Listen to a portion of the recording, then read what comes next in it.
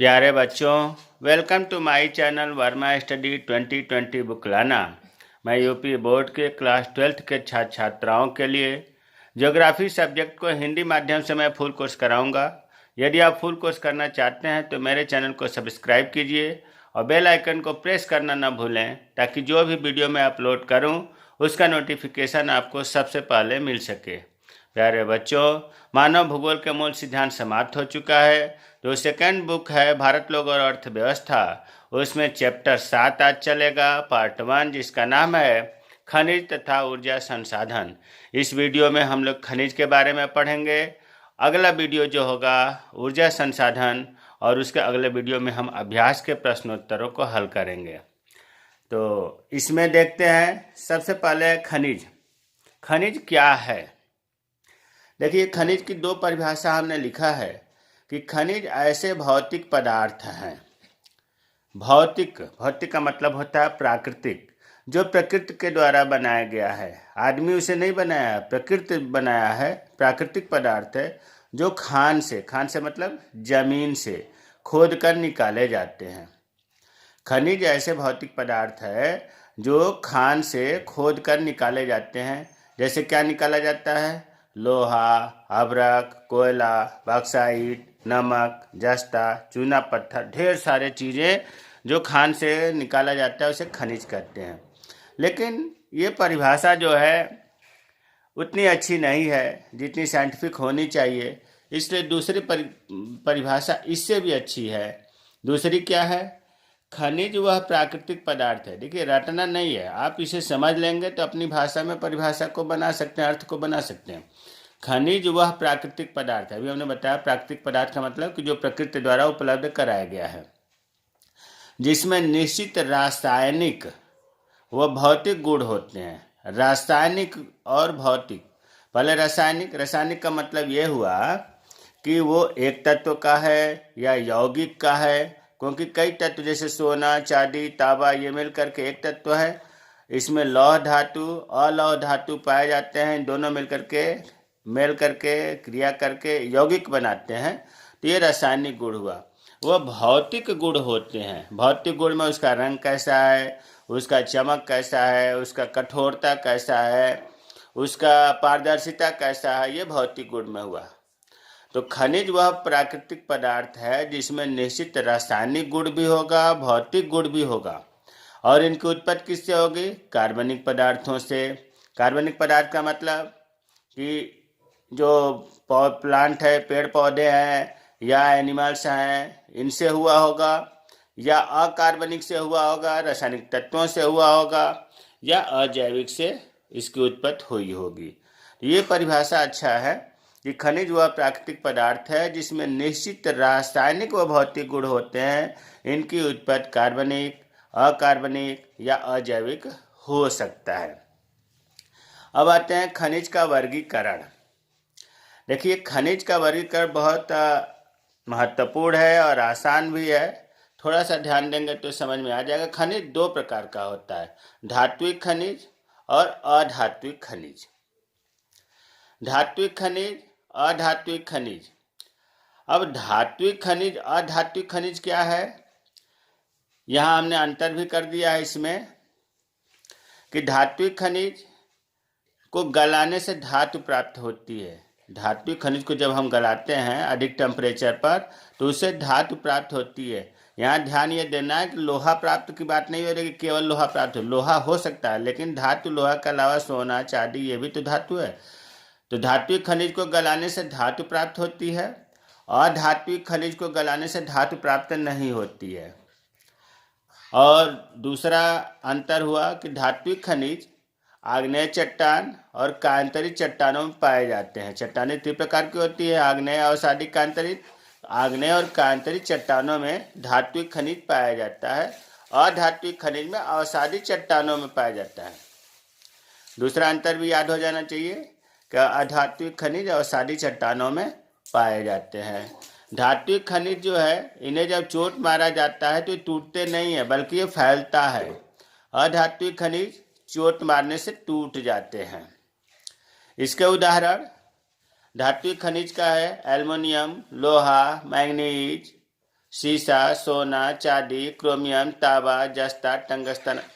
छोटे छोटे क्वेश्चन बहुत बनते हैं, 1 नंबर के, 2 नंबर के। अब आपको धात्विक खनिज इतने ढेर सारे हैं, इनको कैसे कंफ्यूजन होने लगता है बच्चों को कि कौन धात्विक है कौन अधात्विक है, बहुविकल्पी प्रश्न में पूछ दिया जाता है। तो जो ये है इसके लिए एक ट्रिक बनाया गया है। ट्रिक का नाम है एलो मौसी सोना चांदी को ताज टांग दियो। एलो मौसी सोना चांदी को ताज टांग दियो। ए से हो गया एल्युमिनियम, लो से हो गया लोहा, मौ से मैग्नीज, सी से सीसा, सोना पूरा है, चांदी भी पूरा सब लिया गया है, को से क्रोमियम, ता से तांबा और ज से जस्ता और टांग से टंगस्टन। दियो का अर्थ यहाँ नहीं है। तो इससे एलो मौसी सोना चांदी को ताज टांग दियो से आप धात्विक खनिज के काफ़ी संख्या में याद कर सकते हैं खनिजों के नाम। इसका उदाहरण है अधात्विक खनिज का जिप्सम, राक फास्फेट, हीरा, पन्ना, मुल्तानी मिट्टी, गार्नेट, संगमरमर, फिरोज, अभ्रक, ग्रेफाइट आदि। इसका ट्रिक है जीरा, हीरा, पन्ना, मूंगा सब फिर अंग्रेज ले गए। क्या है? जीरा, हीरा, पन्ना, मूंगा सब फिर अंग्रेज ले गए। जीरा, जी का मतलब हो गया जिप्सम, रा का हो गया राक फास्फेट, हीरा पूरा है, पन्ना और मुँह से मुल्तानी मिट्टी, गा से गार्नेट, सब से संगमरमर, फिरोज फिर से फिरोज है, आ से अभ्रक और ग्रे से ग्रेफाइट ले गए पूरा करने के लिए। तो इस ट्रिक से भी आप अधात्विक खनिजों को याद कर लेंगे। तो अब हम आते हैं खनिज का जो वर्गीकरण है। खनिज 2 प्रकार का होता है, धात्विक खनिज, अधात्विक खनिज।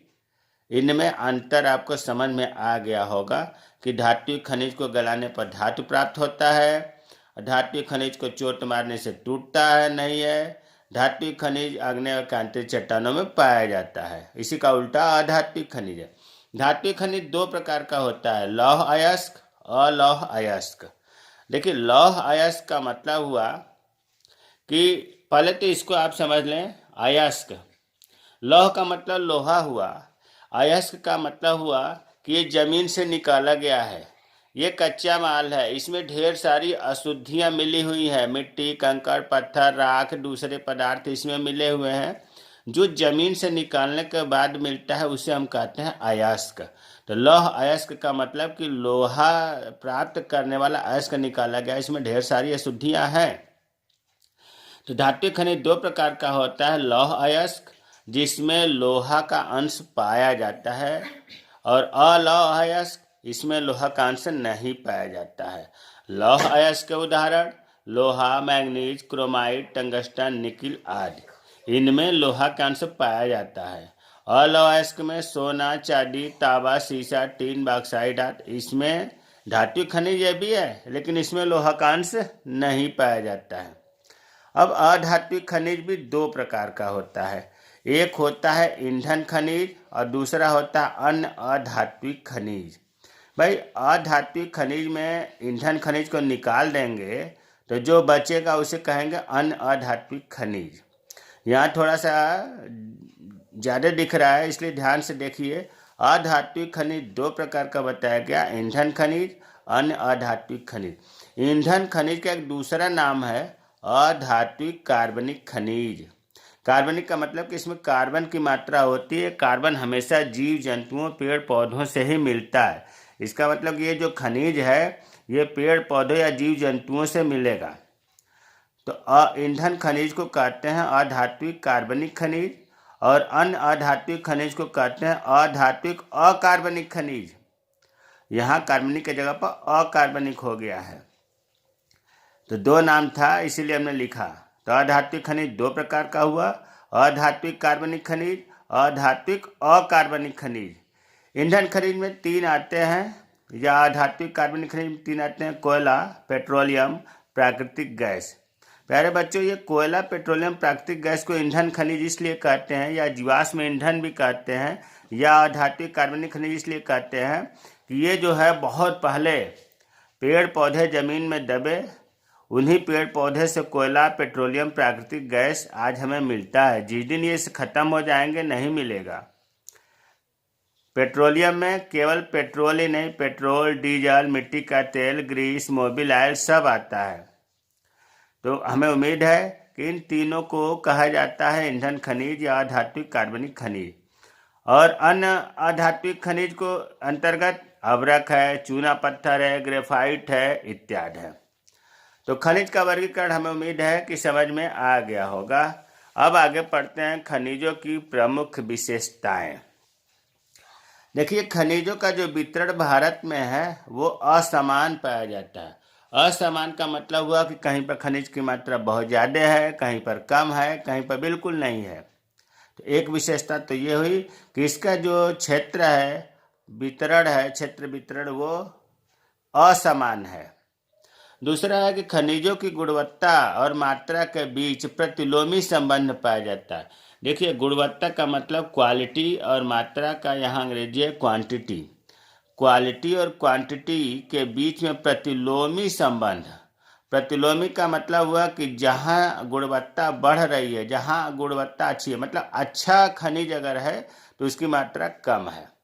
अधिक गुणवत्ता वाले खनिज कम मात्रा में पाए जाते हैं। इसका प्रतिलोमी संबंध का मतलब यही हुआ कि अगर गुणवत्ता, अरे भाई सोना है, सोना अच्छा खनिज है इसीलिए कम मात्रा में मिलता है, और जो कि जिसकी गुणवत्ता बहुत कम है वो इसका उल्टा अधिक मात्रा में मिलता है। तो इसको कहते हैं प्रतिलोमी संबंध।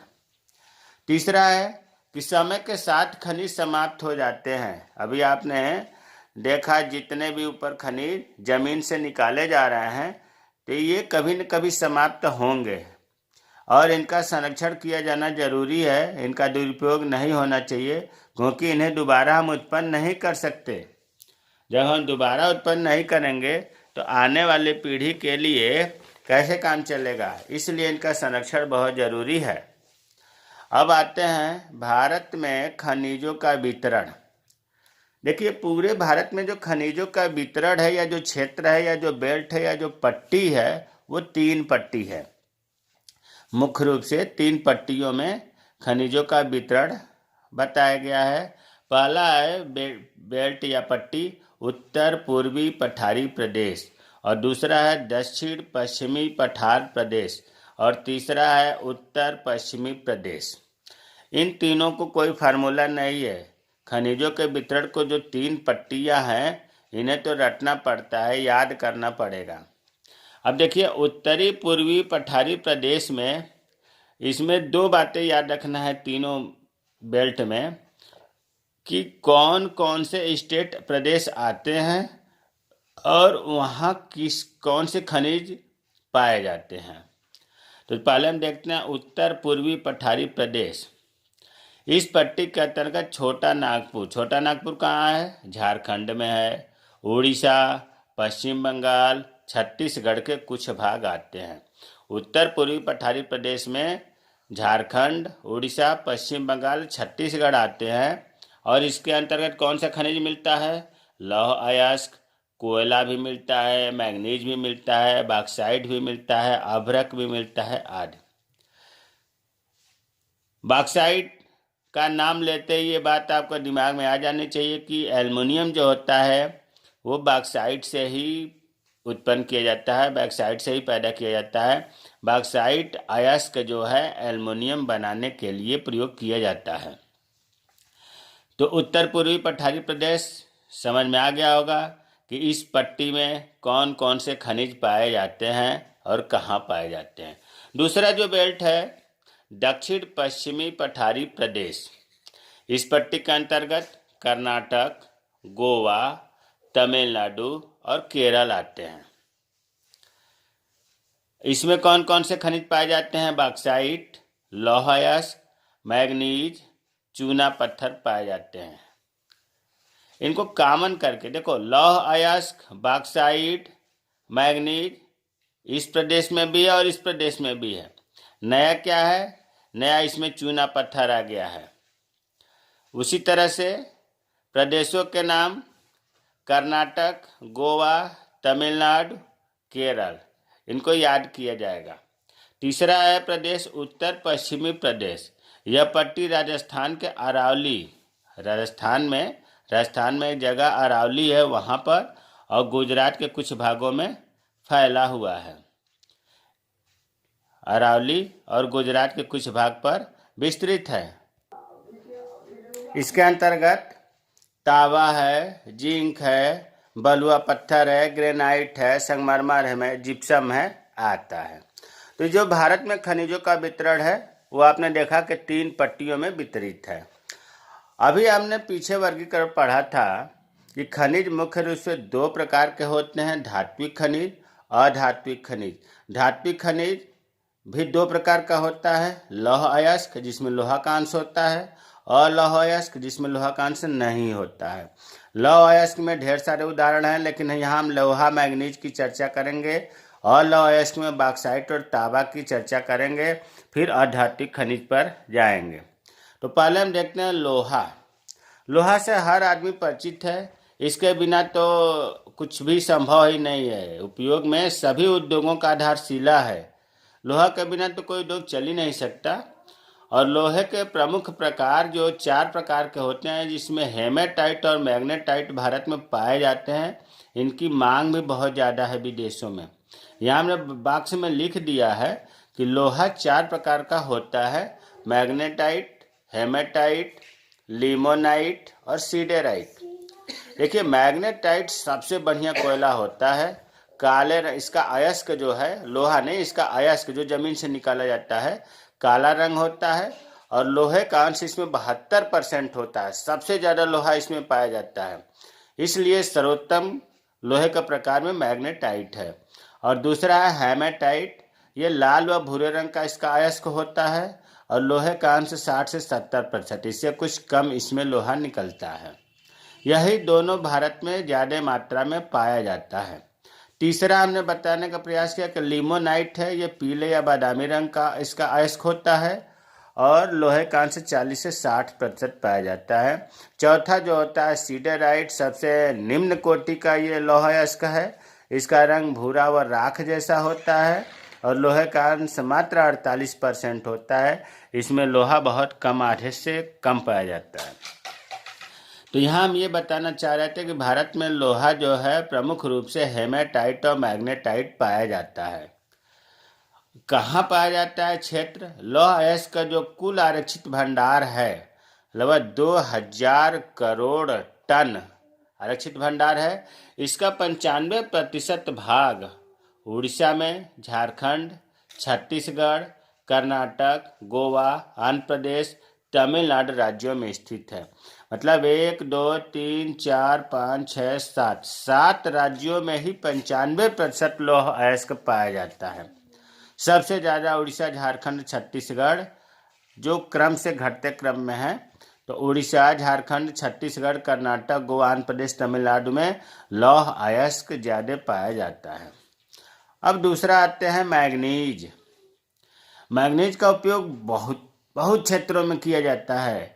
यह बहुत उपयोगी है। बहुउपयोगी गुण के कारण ही इसे जैक मिनरल भी कहते हैं। जैक मिनरल पूछा जाता है कि जैक मिनरल किसे कहा जाता है? मैग्नीज का। तो बहुत क्षेत्रों में कहाँ कहाँ उपयोग होता है? देखिए, सबसे पहले तो सबसे ज़्यादा जिसमें होता है वो लौह अयस्क को गलाने में होता है। लौह अयस्क को पिघलाया जाता है शुद्ध करने के लिए, उसमें मैग्नीज की ज़रूरत पड़ती है। और लौह मिश्र धातुओं को, लोहा में कोई मिश्र धातु बनानी है मिला करके, तो मैग्नीज की ज़रूरत पड़ती है। इसमें सबसे अधिक प्रयोग किया जाता है किसमें? लौह अयस्क को गलाने में और लौह मिश्र धातुओं को बनाने में। इसके अलावा जो शुष्क बैटरी होती है, सूखी बैटरियां, उसमें प्रयोग होता है। रासायनिक उद्योगों में होता है। चीनी मिट्टी के बर्तन बनाने में, जो सुबह हम लोग कप में चाय पीते हैं, वो भी मैग्नीज से बनाया जाता है मिलाकर। युद्धक टैंक के लिए इसका प्रयोग होता है। और इसकी चादर जो होती इतनी मजबूत होती है कि तोप के गोलों से भी नहीं टूट सकती। तो तोप के गोलों से भी न टूटने वाली इस्पात की चादर बनाने में मैग्नीज का प्रयोग होता है। बिजली का सामान बनाने में प्रयोग होता है। कांच बनाने में प्रयोग होता है। दवाएं बनाई जाती हैं। ब्लीचिंग पाउडर में भी इसका प्रयोग होता है। इतना ही नहीं, सोने के आभूषणों पर मीना करने के लिए, मतलब लेयर करने के लिए, पॉलिश करने के लिए मैग्नीज का प्रयोग होता है। तो इतने क्षेत्रों में मैग्नीज का प्रयोग होता है, इसीलिए तो इसे जैक मिनरल भी कहते हैं। इतना महत्वपूर्ण चीज जो मैग्नीज है वो किन क्षेत्रों में पाया जाता है, किन प्रदेशों में पाया जाता है? तो उड़ीसा में सबसे ज़्यादा, महाराष्ट्र, कर्नाटक, मध्य प्रदेश, आंध्र प्रदेश, झारखंड, गुजरात आदि राज्यों में पाया जाता है।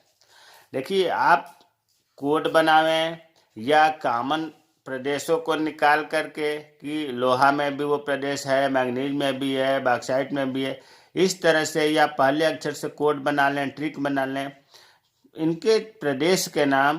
क्योंकि इसके देखो किताब का ही नाम है भारत लोग और अर्थव्यवस्था, इसलिए भारत के अंदर की बात हो रही है। अब आते हैं तीसरा जो है बॉक्साइट। बॉक्साइट का मतलब है कि यह जो है एल्युमिनियम, इससे बनाया जाता है। यह मुख्यतः टर्शियरी निक्षेपों में पाया जाता है और लैटराइट चट्टानों से संबंध है। टर्शियरी निक्षेपों में बॉक्साइट अर्थात लैटराइट चट्टानों से संबंध है। तो बॉक्साइट जो है किन किन क्षेत्रों में उपयोग किया जाता है उसको देखते हैं। अभी हमने बताया कि बॉक्साइट एक ऐसा कच्चा पदार्थ है जिससे एल्युमिनियम बनाया जाता है। बॉक्साइट का नाम लेते ही एल्युमिनियम दिमाग में आ जाना चाहिए। और एल्युमिनियम वजन बहुत हल्का होता है, तो भार में हल्का होने के कारण एल्युमिनियम का एरोप्लेन के निर्माण में, वायुयान के निर्माण में बहुत प्रयोग किया जाता है। क्योंकि वायुयान मजबूत भी होगा, हल्का भी होगा, एल्युमिनियम से बनेगा, तो उसके पार्ट्स ज़्यादातर एल्युमिनियम के बनाए जाते हैं। इसके अलावा बॉक्साइट का प्रयोग कहाँ होता है? रेल के डिब्बे बनाने में, मोटर तथा कार बनाने में, बिजली की तार बनाने में, बर्तन में, वैज्ञानिक यंत्र और उपकरण बनाने में भी बॉक्साइट का उपयोग किया जाता है। अब बॉक्साइट किन किन क्षेत्रों में पाया जाता है? उड़ीसा, गुजरात, झारखंड, महाराष्ट्र, छत्तीसगढ़, मध्य प्रदेश, कर्नाटक, तमिलनाडु आदि। सब प्रदेश भले न याद हो, लेकिन कम से कम 3-4 प्रदेश याद होना चाहिए। मुख्य मुख्य खनिजों का, लौह अयस्क का, बॉक्साइट का, अभी इससे पहले हम लोगों ने पढ़ा था तांबा का अब पढ़ेंगे तांबा, कॉपर। इसका उपयोग विद्युत का उत्तम चालक, इसमें बिजली का उत्तम चालक होता है। उत्तम चालक होने के कारण तांबे का प्रयोग मोटरों, मतलब विद्युत मोटरों की बात हो रही है, विद्युत मोटरों, बिजली के मोटर, बिजली के ट्रांसफार्मर और बिजली के जनरेटर जैसे विद्युत उपकरणों में इसका प्रयोग होता है। इसके अलावा टेलीफोन में भी होता है, टेलीग्राफ में भी इसका प्रयोग किया जाता है। तांबे का बर्तन भी बनता है, तांबे के सिक्के भी बनाए जाते हैं। इतना ही नहीं, जो ज्वेलरी है, आभूषण को सुदृढ़ता, मजबूती प्रदान करने के लिए तांबे को स्वर्ण के साथ, सोने के साथ भी मिलाया जाता है। अगर ज्वेलरी बनाया जा रहा है तो मजबूती के लिए, सुदृढ़ता के लिए सोने के साथ भी तांबा मिलाया जाता है। तांबा कहाँ मिलता है? तो झारखंड प्रदेश में एक जगह है सिंहभूमि। अगर ये नहीं याद हो रहा तो झारखंड तो याद करना ही है हर हाल में।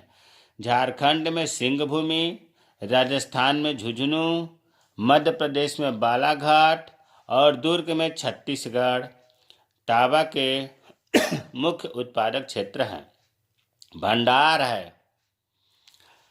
अब आपने ये देखा कि धात्विक खनिज, जिसमें लौह अयस्क, अलौह अयस्क दोनों हम लोगों ने पढ़ लिया। अब दूसरा जो वर्गीकरण था खनिज का, अधात्विक खनिज, ये भी 2 प्रकार का होता है, ईंधन खनिज और अन्य अधात्विक खनिज। ईंधन खनिज में बताया गया है कोयला, पेट्रोलियम, प्राकृतिक गैस, जिन्हें जीवाश्म ईंधन भी कहते हैं। प्यारे बच्चों, आगे जो वीडियो बनेगा ऊर्जा संसाधन का, यहाँ लिखा है कि कोयला, पेट्रोलियम, प्राकृतिक गैस, इसके बारे में पार्ट 2 वीडियो में पढ़ेंगे। जो ऊर्जा संसाधन पढ़ेंगे उसमें हम कोयला, पेट्रोलियम और प्राकृतिक गैस के बारे में विस्तृत से पढ़ेंगे। अन्य अधात्विक खनिज में अभ्रक, चूना पत्थर, ग्रेफाइट इत्यादि आता है। अभ्रक के बारे में देखते हैं। अभ्रक का प्रयोग जो कहाँ किया जाता है? अभ्रक का प्रयोग मुख्यतः विद्युत, बिजली और इलेक्ट्रॉनिक्स उद्योगों में किया जाता है। अभ्रक का प्रयोग माइका, विद्युत एवं इलेक्ट्रॉनिक्स उद्योगों में किया जाता है। और ये कहाँ मिलता है अभ्रक? झारखंड में, आंध्र प्रदेश में, तेलंगाना में, राजस्थान में इसके भंडार है, अर्थात ये पाया जाता है। तो मुझे उम्मीद है कि यह जो चैप्टर है खनिज तथा ऊर्जा संसाधन, इस वीडियो में हमने खनिज की परिभाषा, खनिज के प्रकार, धात्विक खनिज, अधात्विक खनिज, खनिज की विशेषताएं और मुख्य रूप से खनिज का, जैसे बॉक्साइट का, तांबा का, अभ्रक का, लोहा का, मैग्नीज का, इनके बारे में हमने बताने का प्रयास किया। अगर कोई चीज़ नहीं समझ में आया है तो कमेंट बॉक्स में कमेंट करें, मैं रिप्लाई करूँगा। मेरे चैनल को सब्सक्राइब कीजिए। जय हिंद, जय भारत।